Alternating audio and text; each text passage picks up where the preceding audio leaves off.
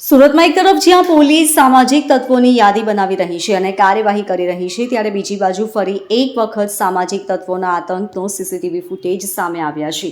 આ વખતે આ સીસીટીવી ફૂટેજ બેસ્તાન વિસ્તારમાંથી સામે આવ્યા છે, જેમાં કેટલાક અસામાજિક તત્વો 6 મિત્રને લાકડાના ફટકા વડે મારી રહ્યા છે. આ ઘટના સીસીટીવીમાં કેદ થતાં બેસ્તાન પોલીસે આરોપીઓ વિરુદ્ધ ફરિયાદ નોંધી આગળની કાર્યવાહી હાથ ધરી છે. આ વિડીયો ધૂળેટીના દિવસનો હોવાનું પોલીસ દ્વારા જણાવવામાં આવ્યું છે. ધૂળેટીના રંગ ઉત્સવની મોજ મસ્તી વચ્ચે સુરતના બેસ્તાન વિસ્તારમાં એક ગંભીર ઘટનાનો બનાવ સામે આવ્યો છે.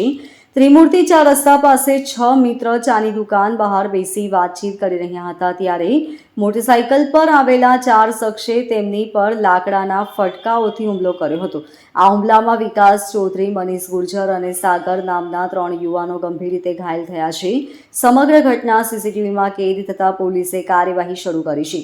શખ્સો ગાળો આપતા ઝઘડો થયો હતો. ફરિયાદ મુજબ 14મી માર્ચ 2025ના રોજ બપોરના લગભગ 3 વાગ્યાના અરસામાં વિકાસ ચૌધરી અને તેના અન્ય 5 મિત્રો ત્રિમૂર્તિ 4 રસ્તા પાસે ચાની દુકાન બહાર બેસેલા હતા. થોડીવારમાં શુભમ રાય ઉર્ફે બાવડી, મહેશ જીના ઉર્ફે મોટો, દેવા મિશ્રા અને બિપિન નામના શખ્સો બાઇક પર આવ્યા હતા. તેઓ ગાળો આપવાની સાથે સાગર સાથે ઝઘડો કરવા લાગ્યા હતા. લાકડાના ફટકાથી માથું ફૂટી ગયું હતું. આ હુમલામાં વિકાસ ચૌધરીને માથાના પાછળના ભાગે, જમણા હાથની બીજી આંગળી, જમણા પગની ટચલી આંગળી અને પગના પંજાને ગંભીર ઈજા થઈ.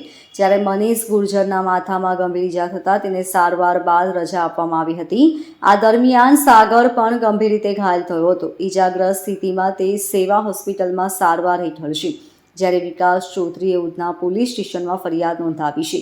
આ ઘટના બાદ પોલીસે મુખ્ય આરોપી શુભમ રાય ઉર્ફે બાવડી, મહેશ જીના ઉર્ફે મોટો, દેવા મિશ્રા અને બિપિન વિરુદ્ધ ફરિયાદ નોંધી છે.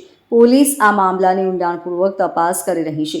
આરોપીની ધરપકડ થયા બાદ ઝઘડા પાછળ કારણ શું છે તે અંગે જાણી શકાશે. Bureau report, LK star news, Surat.